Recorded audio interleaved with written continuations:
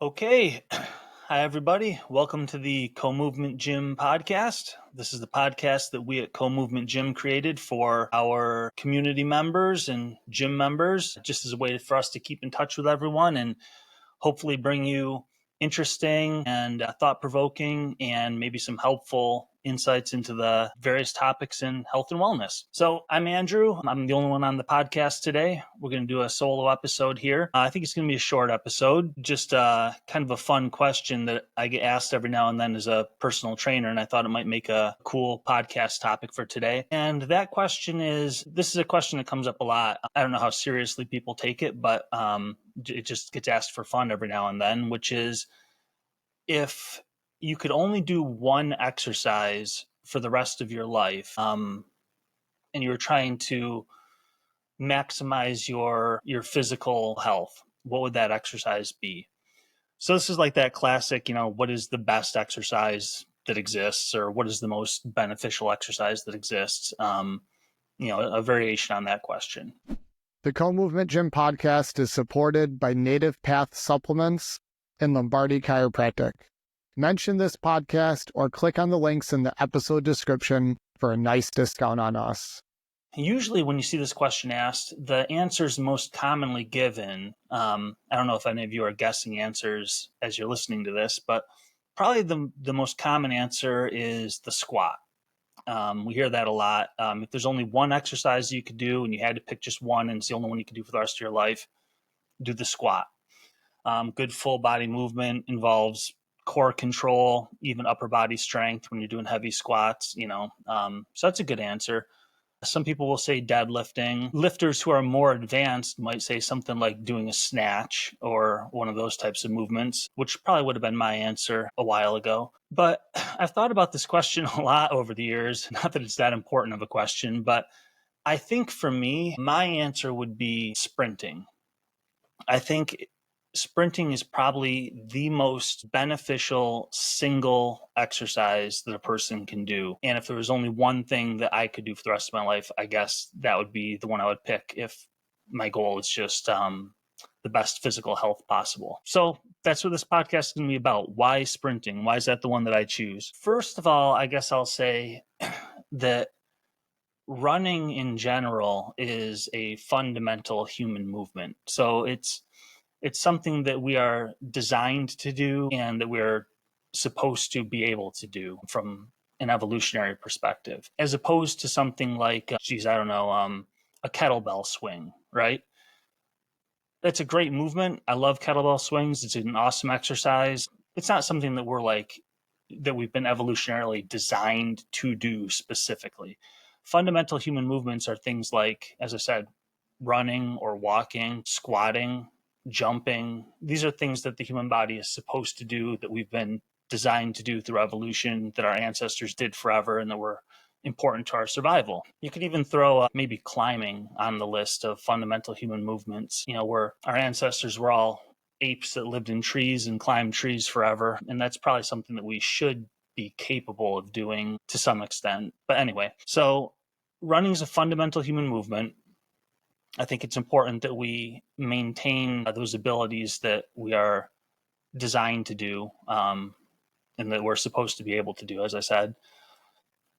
There's also the question of, if we're trying to maximize our physical health for as long as possible, we need to look at things that decline as we age. We've talked about this in previous episodes. So, for example, muscle mass declines as we age, and that's something we want to preserve. Something that declines faster than muscle mass is strength.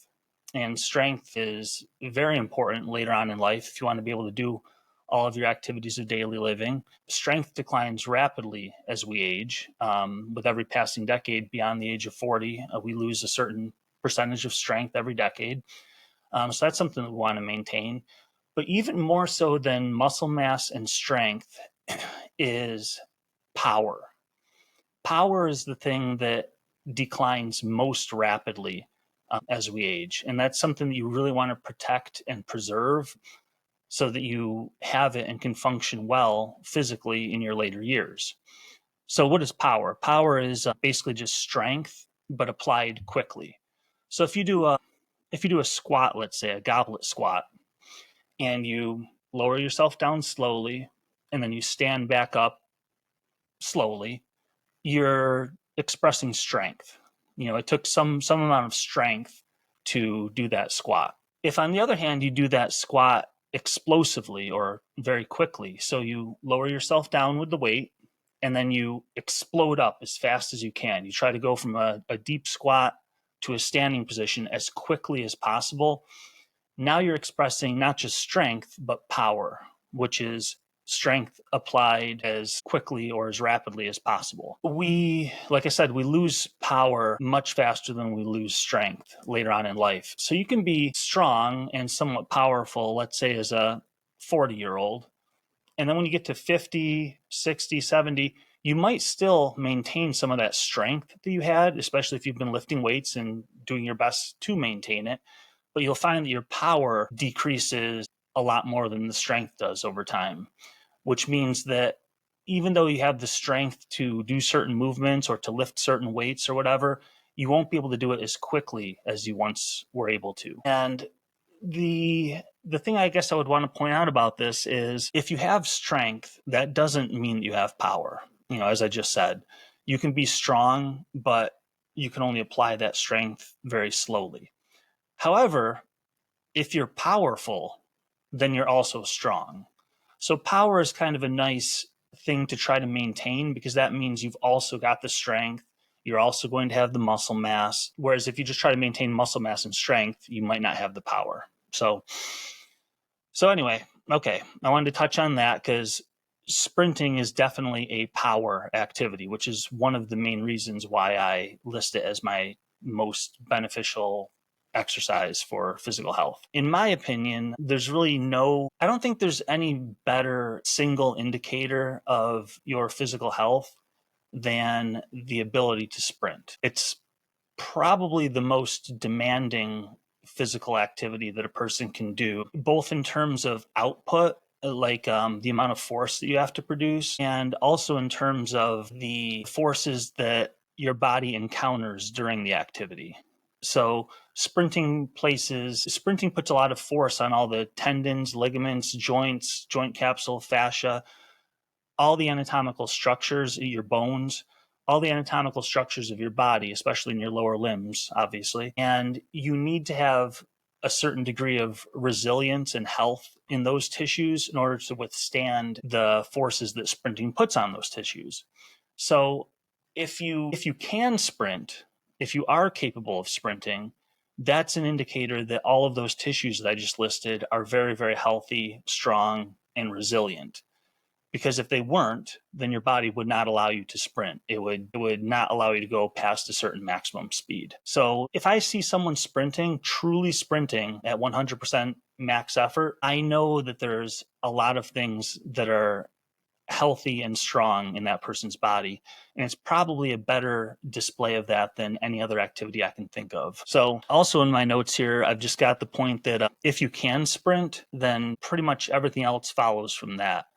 And what I mean is, if you can sprint, then you can obviously run and you can obviously walk. If you're capable of sprinting, then you're going to be able to jump and land from jumps. If you're able to sprint, you won't have any problem doing squats, lunges, step ups, going for a hike, deadlifting, any of those sorts of activities. But if you can do those other activities, it doesn't necessarily follow that you can sprint. So just because you can run, you might not be able to sprint. Just because you have a really good squat, you might not be able to sprint. Just because you have a great deadlift, you might not be able to sprint. But if you can sprint, then you're almost certainly going to be able to do all of those other things. So again, that's my reason why it's kind of at the top of the list. So a funny thing about this episode, this topic came to me a couple weeks ago, and I thought, that'd be kind of cool to talk about on the podcast. And then literally the next, I don't know, it was like a couple days later, I guess, I went on YouTube and I saw that Stuart McMillan was interviewed on the Andrew Huberman podcast, and they talked about this exact topic. So I feel I'm going to try not to steal any of their material because I did listen to that episode, but I'll try to give credit where credit's due. They beat me to it. Stu McMillan is he's like a world-renowned track and field coach, and he's worked with like dozens of Olympic medalists in track and field, and lots of professional athletes from a lot of different sports, helping them to basically get faster for their sport. So a lot of great information. If you want to learn more about sprinting, I definitely recommend listening to Stuart McMillan on the Andrew Huberman podcast.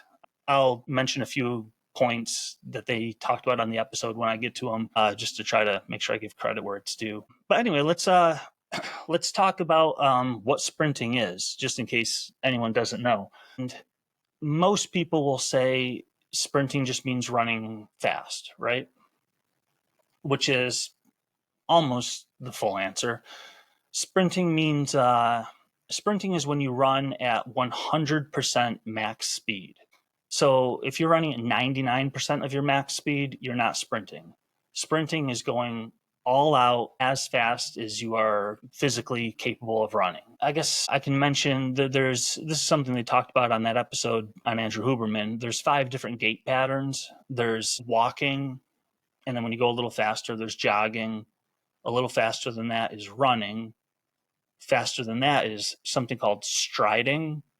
And then faster than striding is sprinting, when you're going at 100% max speed. Striding is interesting. I'll talk about that a little more in a bit, but striding is when you're running, you're almost sprinting. If someone saw you doing strides, they would think that you were sprinting, but really you're only going at like 90% of your max speed, maybe 95%, something like that.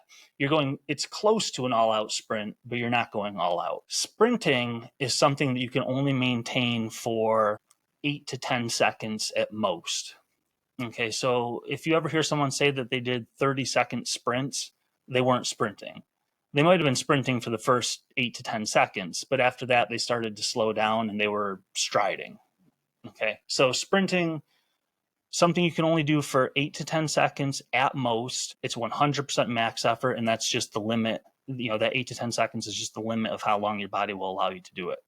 It's having to do with energy production mainly. But so anyway, that's what sprinting is. In the episode on Andrew Huberman, Stu and Andrew talked about, they just asked the question briefly as to whether running or sprinting was better for your overall health. And they didn't actually get into it too deeply, but I just wanted to touch on that really quick to say, even though this episode is about sprinting and me talking about how it's the most important exercise possibly for a person to be able to do, it's only one piece of the puzzle. Saying that you're only going to limit yourself to one exercise is just it's just a fun question and topic to talk about, but really no one has to be limited to one exercise. We have infinite options available to us, and really, as far as the question on running and sprinting, which is more important to your health, I'd say both are equally important. You want to maintain good aerobic health and cardiorespiratory health, and that's done through aerobic activities like running or biking or swimming, dancing, anything like that, cross-country skiing. And then you want to maintain the strength and power and mobility that sprinting gives you as well. So they're both really, really important for different reasons. Let's talk about some of the benefits of sprinting really quick. One is that it involves a lot of strength. You're trying to push yourself as quickly, propel yourself as quickly as possible across the ground. And so you're applying as much force as you can to the ground with every push off with your feet. So there's a lot of strength involved, and it's done explosively and quickly, which makes it a power activity, as I've already mentioned. But on top of the strength and power development, there's also sprinting requires a lot of mobility. And this is why a lot of people can't sprint. I'm going to get into this in just a little bit because this is where the talk gets interesting to me. A lot of people don't have the mobility to sprint. If you ever watched slow motion videos of someone sprinting, look at how far the person's knee goes behind their back. When they push off, they almost kick themselves in the butt with their own heel. In fact, they often do. So it requires a lot of hip flexor flexibility and hip mobility in the direction of hip extension, where your foot goes behind your body or your leg goes behind your body. A lot of people have tight hip flexors and wouldn't be able to assume that position, which is going to limit them from being able to sprint. It also involves a lot of hip flexion, because you have to drive your knee almost up to your chest on every stride. And that involves a lot of strength in the hip flexor to pull the knee up very quickly, as well as mobility in the direction of hip flexion. So your hip is going through a huge range of motion. And, as a personal trainer, I see people all the time that tell me that one of their biggest limitations is having tight hips and tight hip flexors and all this kind of stuff. So if we can maintain the ability to sprint, we maintain all of that range of motion. That's going to make the rest of life a lot more comfortable and make us a lot more functional in other activities. Aside from that, thicker and stronger tendons and ligaments, fascia, and other connective tissue. Sprinting, like I said, puts a lot of force on the body, and all of those anatomical structures, all those connective tissues have to absorb that force and do so without breaking. And so as we practice sprinting over the years and we do it regularly, all of those structures get stronger and thicker and more resistant to tearing and other injuries. And bone density, that's another big thing. So again, all that force that sprinting puts on, especially the bones in your lower body, is going to build up a ton of bone density in the bones of your feet, ankles, lower leg, upper leg. And how many people are dealing with bone density issues? So again, maintaining the ability to sprint. If I see someone sprinting, truly sprinting at max speed and doing it well, I am pretty sure that person has great bone density in their lower body. You're just not going to be able to do that. You're going to have a stress fracture or break something if you don't have good bone density. So again, just another way in which sprinting, if you see someone doing it, you can be pretty certain of health in their lower body, physical health in their lower body and the integrity of all these anatomical structures. So the sad truth is that most adults can't sprint. And I really want you guys to think about this. Like, when is the last time that you did sprint? When is the last time that you ran at 100% effort as fast as you possibly could? As kids, we do it all the time. Kids are constantly being yelled at by their parents to slow down. They can't go from one room to the next without going at full speed, right? If you let them go out in the yard to play, they're running, chasing each other, playing games that involve sprinting. They do it easily, effortlessly. It's not considered exercise for them. It just feels fun. And that's one of the things about sprinting. It really, really feels fun if you can do it. There's a lot of people out there thinking themselves right now, sprinting does not feel fun. Running fast does not feel fun. It hurts and it's tiring. That's because we've lost the ability to do it. Think back to when you were a little kid. It didn't seem like a chore at all to sprint. You didn't even think about it. You just ran after your friend in the yard and it felt great. It's an amazing way to express your physical health, and it feels really good when you can do it, when you're capable of doing it. So if you haven't sprinted a long time and you're not sure about what I just said, just trust me, it feels really good if you can do it, if you can regain the ability to do it. So we can talk about that in a little bit. But yeah, like most of us, so we sprint all through our childhood, playing all these games and stuff and not even thinking about it. It's usually around the age, I would say, probably in the teenage years, right? Like maybe, when's the last sport that you played? Maybe you stopped playing sports when you were 18, senior in high school, and then you went off to college. Maybe you stopped playing sports in middle school. You got into other activities instead or whatever. But usually I think between the age of like 14 and 18 is when people stop sprinting. They just stop doing the activities, playing games outside, playing capture the flag, playing hide and go seek, playing sports in the yard, competing in actual school sports, after high school. People stop doing the activities in which sprinting is just a natural part of those activities. And so they stop sprinting. And the unfortunate thing about that, sprinting is one of the ultimate examples and one of the easiest examples to see of the whole use it or lose it principle. We all know that, like, we have a physical body, it's capable of lots of stuff, great. But we need to practice doing those things. If we stop doing things, we lose the ability to do them. If you go 10 years without squatting and then try to squat, you'll probably find that it's a lot harder than you remember because you just haven't done it in a while, right? Use it or lose it. Sprinting is a really, really clear example of that. And I think almost everyone listening can relate to this, that they remember as a kid running really, really fast, you can recall that sometime in your teenage years, you kind of stopped doing activities that involved running fast. And now you can't imagine sprinting. It seems like an incredibly difficult thing to do. Maybe you've tried and maybe you know how difficult it is to do if you haven't done it in a while. So yeah, it's a sad thing. Why do we lose the ability to sprint? And I want to talk about also how dramatically we lose it. Because, like some other activities I mentioned, like say squatting, because I brought that up. If you go to the gym regularly and you do back squats and front squats and goblet squats and whatever, and you get pretty good at squatting, okay, you're feeling pretty good about yourself.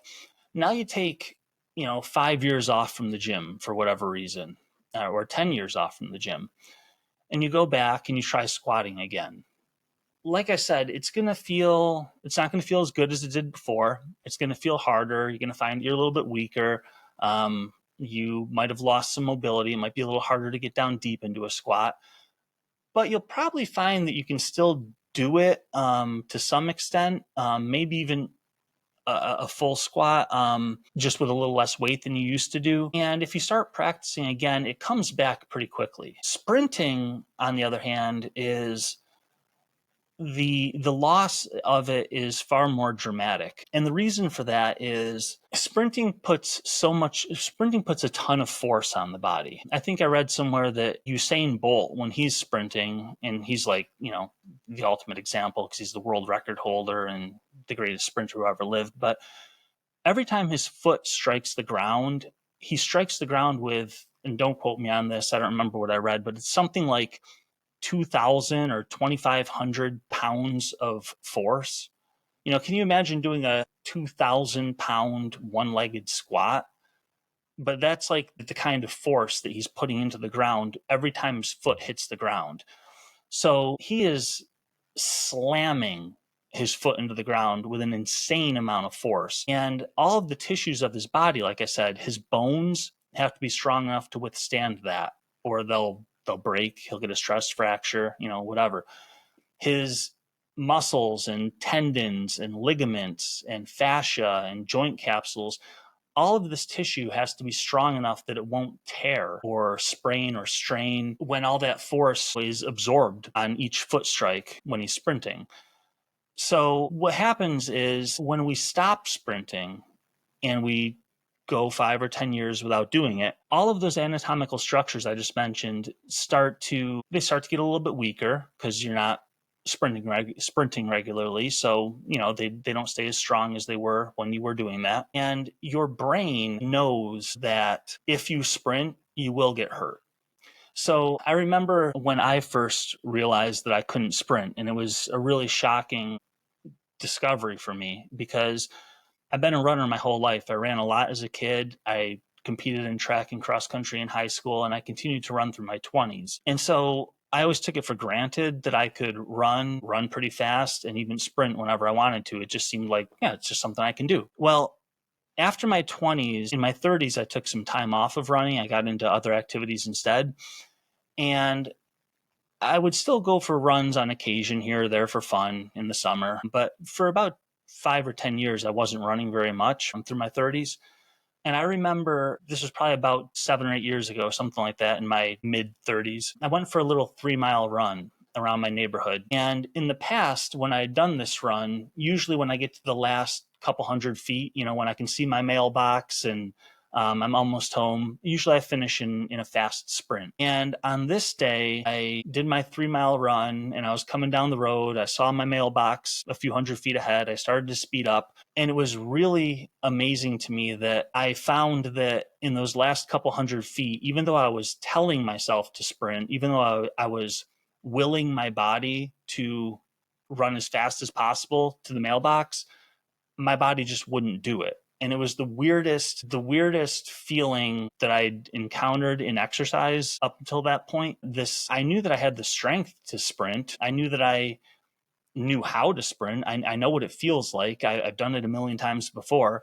But for some reason on this day, even though I was trying to sprint, my body wouldn't let me go past a certain speed. I got to like maybe 90% of my max speed, and my body just would not go faster than that. Even though I had plenty of energy, I wasn't tired or anything, but something was just limiting me. Something was preventing me from going into a full sprint. And what I kind of intuited and sort of realized when I thought about this afterwards was that I think it got to the point where my brain knew that if I sprinted, I was going to injure myself. If I truly went all out, I was going to tear a ligament or a tendon or strain a muscle or whatever. And so my brain was actually limiting my body to a certain speed, and it just wouldn't let me go faster than that. Like, your brain is really, really impressive in the way that it takes care of your body. If it knows on an unconscious level that you shouldn't do something, it will not allow you to do that thing.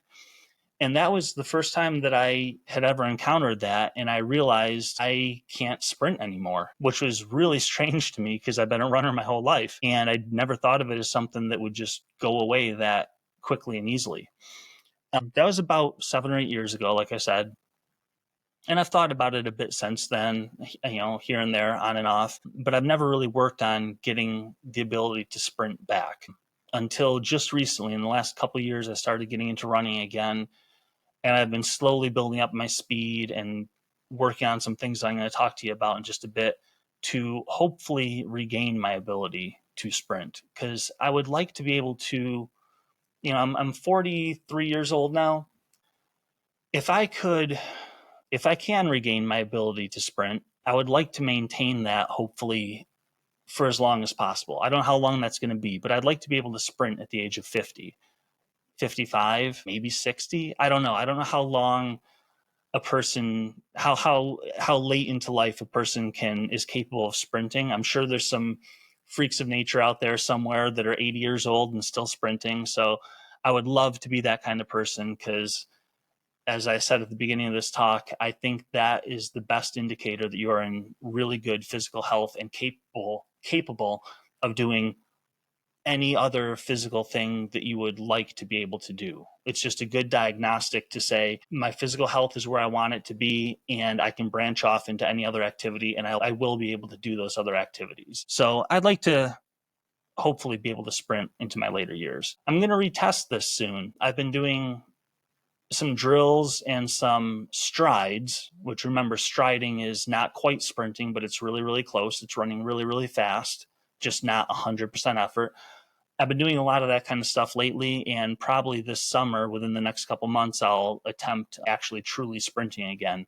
And if I find that I can, I'm going to make sure to sprint regularly from here on out for the rest of my life and maintain that as well as I can. I think just sprinting once a week is enough to maintain the ability once you have it.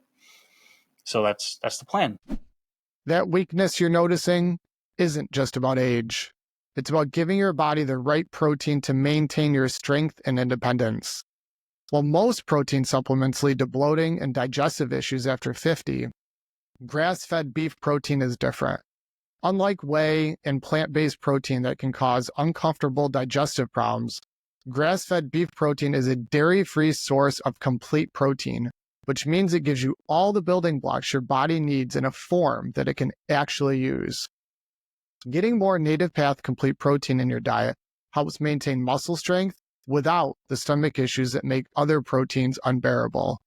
So if you're looking for a delicious way to add more high-quality protein to your diet, look no further than Native Path Complete Protein.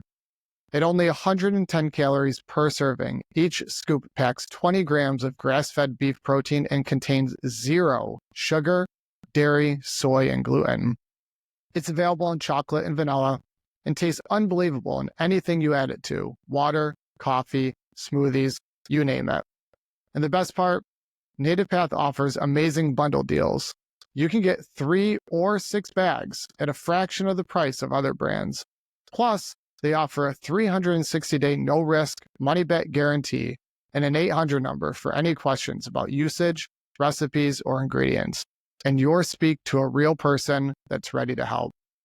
Visit nativepathcompleteprotein.com/co-movement and start your transformation today.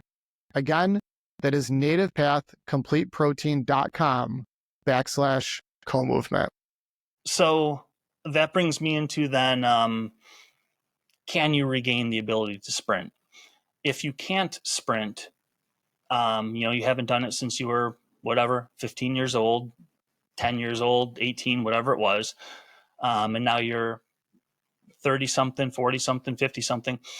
Can you regain your ability to sprint? Is that possible? The answer is yes, you can, but it's difficult. Well, I won't say difficult necessarily, but it does take some work, take some deliberate intention on your part to be able to do this. And it's going to take time. You need to rebuild, you need to re-strengthen a lot of structures in your lower body that might have gotten weak. And if they're weak, like I said, your brain won't let you sprint because it knows you'll injure yourself. So, but I think it is possible to regain the ability to sprint. And I want to talk about how I would go about doing that with clients, let's say, who are in middle age and haven't sprinted in 20 years. So hold on a second. I'm going to get a sip of water here. Okay. So the best strategies for regaining the ability to sprint. Let's say you can't and you aspire to be able to sprint, I don't know, 5 years from now. Right now, let's say you're capable of walking and hiking and jogging at a slow pace, but you're not much of a runner. You don't really run too fast or anything. It's been a long time since you've run really fast. Okay. Can we get to the point where we can sprint? It's a long road, but this is what I would do. I would go in phases. I would start first with running slowly. So running is a plyometric activity, just like sprinting is, but running slowly puts a lot less force on the body. So I would start with easy jogs, and it could be run, walk. Maybe you just go out for a 20-minute jog where you jog for a minute, walk for a minute, jog for a minute, walk for a minute. But you got to get your body used to that basic motion of going from one foot to the next and bouncing off your toes, and just feeling some of those forces that are similar to sprinting.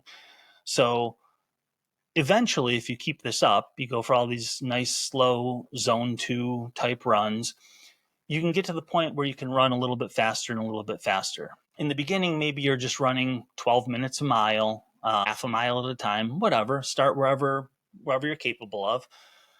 And then over time, you might find that you can hit an 11-minute mile pace, a 10-minute mile pace, 9-minute mile, 8-minute mile. Maybe not for a long time. Maybe you just go out for a 20-minute run, and the first 10 minutes are at a 12-minute mile pace. And then for the next 5 minutes, you increase to a 10-minute mile pace. And then maybe for the next 5 minutes, you see if you can drop it down to a 9-minute pace. And then when you see your mailbox coming a quarter mile up the road, you see if you can pick up the speed a little bit and run at an 8 or a 7-minute mile pace, something like that. It doesn't have to be much, but you slowly practice regaining the ability to run faster and faster just over short distances. It doesn't have to be a long distance at all. You just want to expose your body to the forces of faster and faster running. And what I've mentioned so far, just starting with easy, slow jogs and then getting to the point where you can incorporate slightly faster surges here and there, this might take 6 months on its own, and that's fine. It's not a race. We're just trying to strengthen the body slowly over time in a sustainable way that will improve your body year after year. So don't worry about rushing the process. Just have fun with it. That's all that really matters. You'll get there eventually if you stay consistent. The next thing I would do, and actually you could do this at the same time, is I would try some low-level plyometric activities. A great example is jumping rope. So a lot of our clients at the gym do single unders, and they'll have a jump rope and they do 50 single unders in a row or 100 in a row, or see how many they can do in a minute. Any activity where you're bouncing up and down on the balls of your feet, like jumping rope, fantastic for, again, just strengthening the muscles in the feet, the bones, tendons, and ligaments in the ankles, all that kind of stuff. Very similar to the forces that you feel when you're running. And you can do other activities too like that. You can do little side-to-side hops, or maybe even get to the point where you can hop on one foot across the gym and then hop on the other foot back across the gym. But just slowly working in some of these low-level plyometric activities. And this can be done while you're practicing your slow running as well. Okay, so that's kind of phase 1 there. Just working on getting to the point where you can run slowly, maybe have a little bit of speed here and there, and doing the jumping rope and other plyometric activities to start to prepare your lower body for fast running. The next phase would involve skipping and doing strides. So skipping, this is something that I'm taking from that episode I mentioned with Stuart McMillan and Andrew Huberman. Stuart talks a lot in that episode about skipping and how important that is for our overall health in our lower body and in other areas as well, and how crucial it is as a preparatory activity for faster running. In fact, in the episode, he talks about how all of the Olympic athletes that he trains and the professional athletes that he trains, Olympic sprinters do skipping drills pretty much every single day. So this isn't like some basic beginner exercise. This is even the best in the world. Usain Bolt, Noah Lyles, like all these guys you see in the Olympics, they do skipping every single day as part of their part of the training to become better sprinters. Skipping is really cool.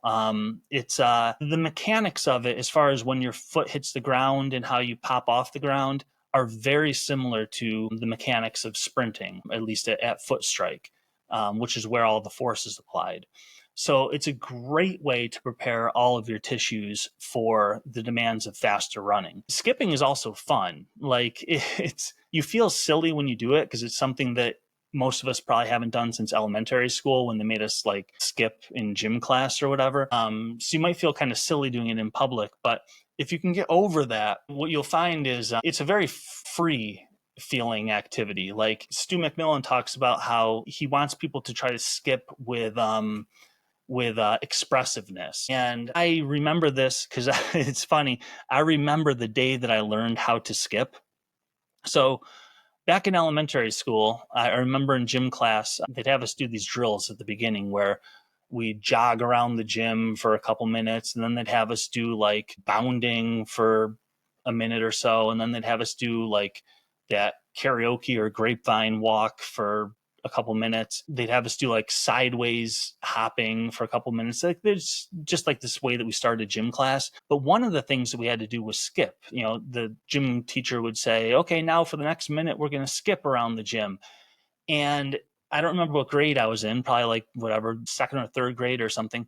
But I was one of the only kids in the class. I think I was the only kid that couldn't skip. I don't know why, but I just hadn't figured out that movement yet. Everyone else could do it, and it looked so easy. And my brain was like, I couldn't figure out the coordination. I didn't know how skipping worked. So whenever it got to the skipping part, I was always really embarrassed, and I had to like just kind of jog while everyone else was skipping.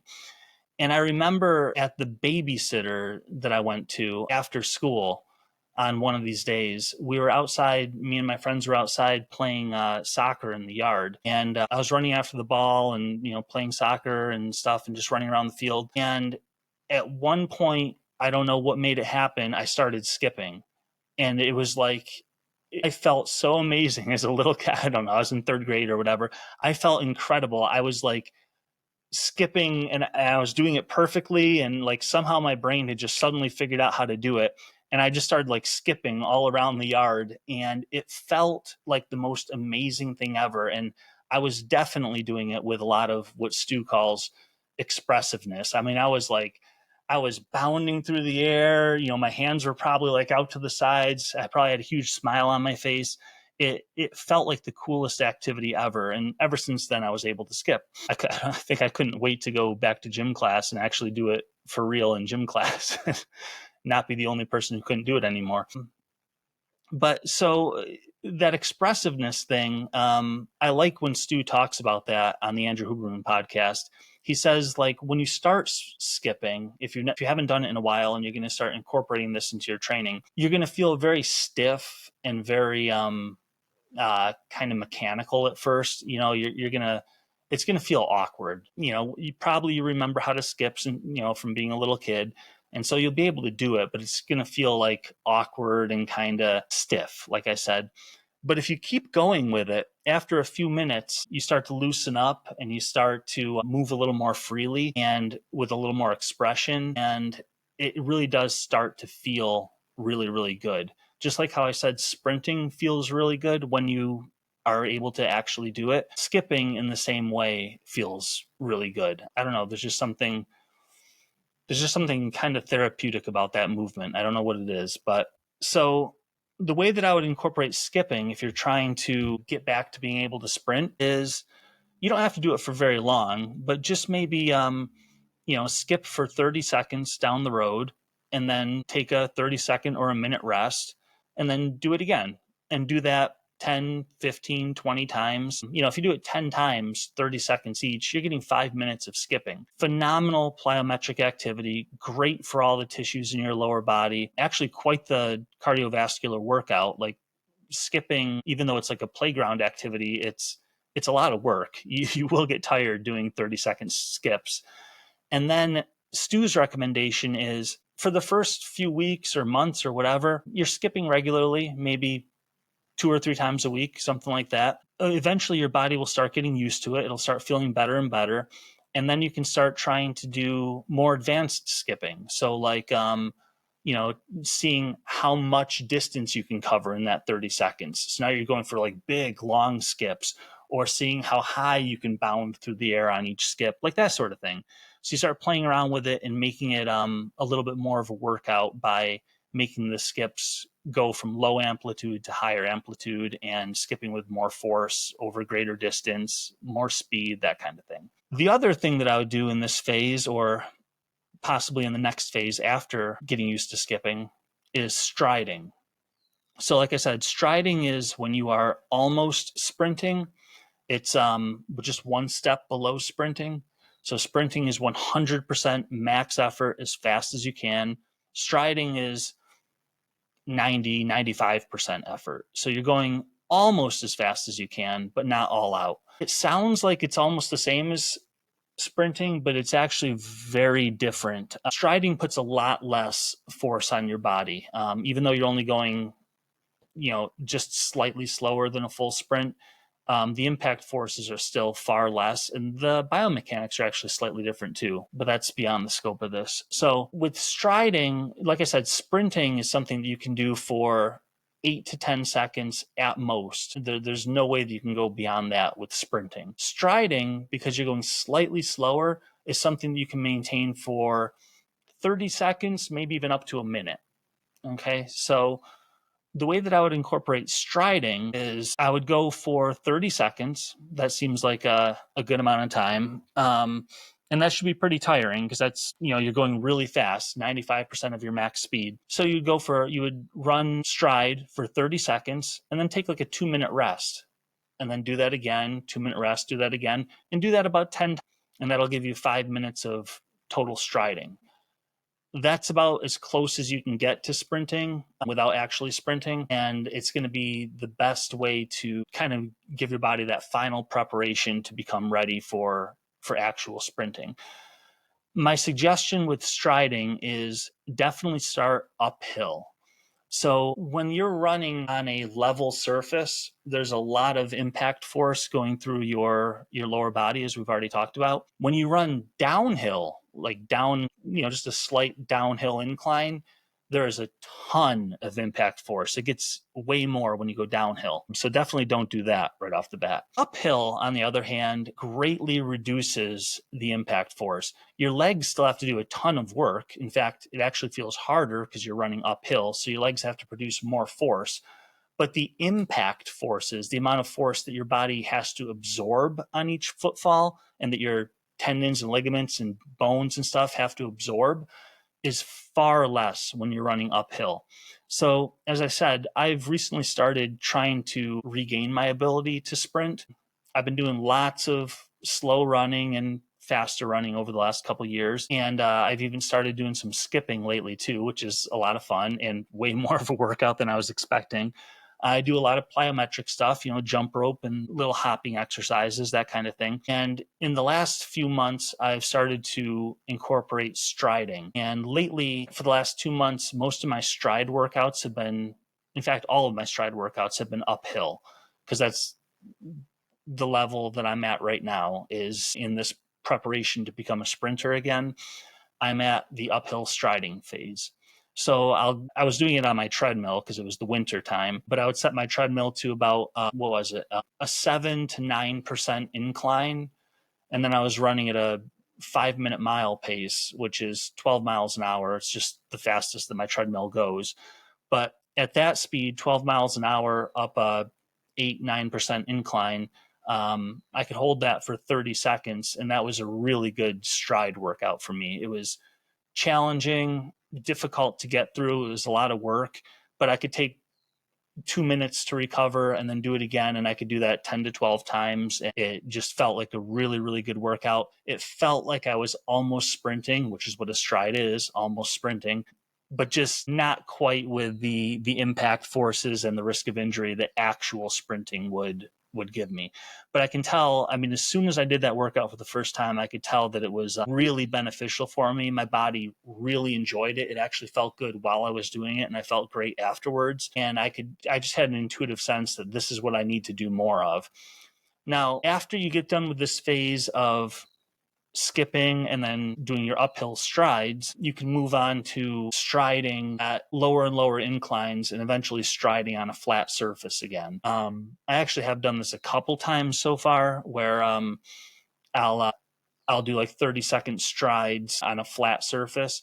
You definitely feel a lot more impact than when you're running uphill, but because I did so many uphill strides, and then I slowly decreased the incline and got to flatter and flatter surfaces, I got to the point where now I can stride on a flat surface, and that feels good too. So that tells me that I'm getting pretty darn close to being able to sprint again, which is really exciting. And I will definitely try that in the upcoming months, and then hopefully maintain it if I find that I'm able to. So that's the last phase, is the level surface strides.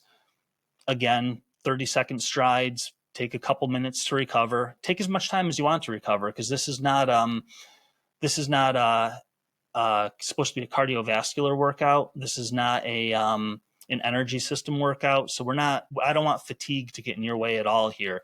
Take all the time that you want to recover between your 30-second strides.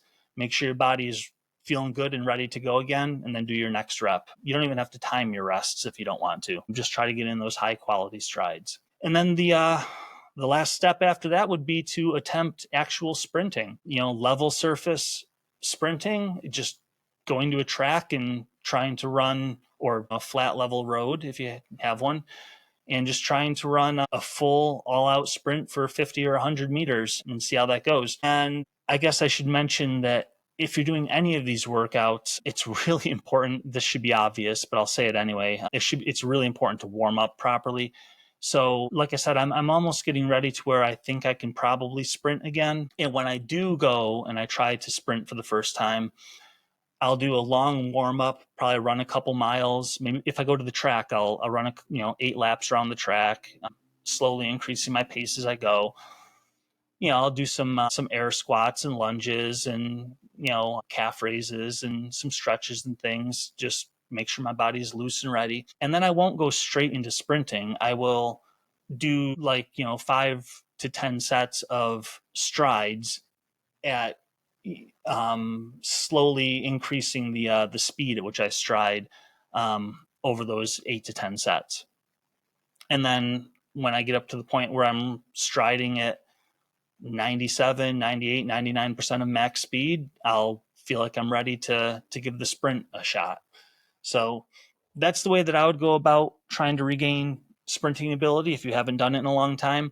But again, that whole process from beginning where you run slowly and then start running a little quicker, and you're doing plyometric things like jump roping, and then you eventually get into low amplitude skipping, and then more advanced skipping, and then striding uphill, and then striding flat, and then finally sprinting. That whole process could take, I mean, if you're lucky, maybe it's a year, but for most people, it's going to be 2, 4, 6 years. I mean, it could be a long time to regain this ability. But if you do it, like I said, I think there's no better indicator that you are in excellent physical health than having that ability to sprint. So I think it's really worth pursuing if physical health is important to you. Let's see, anything else here? I'm getting another sip of my drink here. One more benefit to sprinting I want to mention before I close this episode. Also, brain health. Like, I didn't even mention the fact that sprinting is a full body exercise. It's easy to think that it's just a leg exercise. You're running as fast as you possibly can. And of course, it's mostly in the legs, but this is another reason why it makes my list as like the most important exercise. It really is full body. If you watch someone truly sprinting, they're pumping their arms as fast as they possibly can. Like, your arms and shoulders do get a workout. But on top of that, it's a highly coordinated activity. It's really good for your brain because of all the cross-body coordination that takes place. There's a rotation at the pelvis that occurs and an undulation at the pelvis. There's a rotation and an undulation in the shoulders. Those things have to be coordinated in a certain way. While the pelvis is rotating one way, the shoulders are rotating another way. They're all connected by your spine, which has to do a bunch of rotational and anti-rotational stuff. Your obliques on both sides are contracting and co-contracting to stabilize you and also give you rotation when you need it and prevent rotation when you want to prevent it. So there's a whole bunch of coordination that's happening, and your nervous system is highly active in coordinating the left side of your body with the right side of your body. Your left arm comes forward as your right arm, as your right leg goes forward. There's a lot of stuff that's happening there from a coordination standpoint that and this is a little beyond my expertise, but a lot of neurologists and stuff will talk about the benefits of these cross-body physical activities on brain health and how that helps keep the brain sharp and promote new pathways, or whatever the terminology would be there in neurology circles. So I thought that was really cool and worth mentioning as well. But anyway, I think that wraps up everything on sprinting here. Like I said, just an easy topic to talk about today. What is the one exercise that I consider to be probably the pinnacle exercise if you're really trying to maintain physical health for as long as possible? My answer is sprinting, and that's my breakdown of why. So hope you guys got something out of this. I hope if you do reflect and you realize that you probably can't sprint anymore and haven't done it in a long time, maybe some of you will go out and try to and find, like I did years ago, that even though I thought I could sprint, I actually couldn't, and my brain wouldn't allow me to do it. Pay attention to those sensations. If you do go and you try to sprint, be careful, first of all, because it's an easy way to injure yourself if you haven't done it in a long time. But if you do go and try to sprint, pay attention to what it feels like, and pay attention to why you can't sprint if you find that you can't, which most people will find that they can't.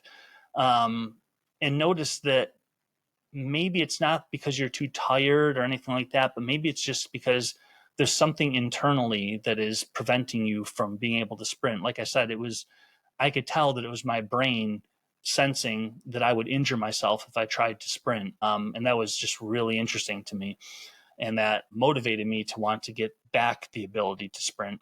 So if you go and try this, pay attention to things like that. And yeah, hopefully some of you decide that maybe this is an ability worth trying to pursue and regain. And if so, good luck to you. And let me know in the gym if you're giving any of this stuff a try and how it's going. So thanks, guys, for tuning in, and I'll see you in the next episode. If you enjoyed this episode, please consider supporting our sponsors, Native Path Supplements and Lombardi Chiropractic. Your support helps us to bring you 2 new episodes each month. See the show notes for more details and a nice discount from our sponsors. Thank you, and see you next time on the Co-Movement Gym Podcast.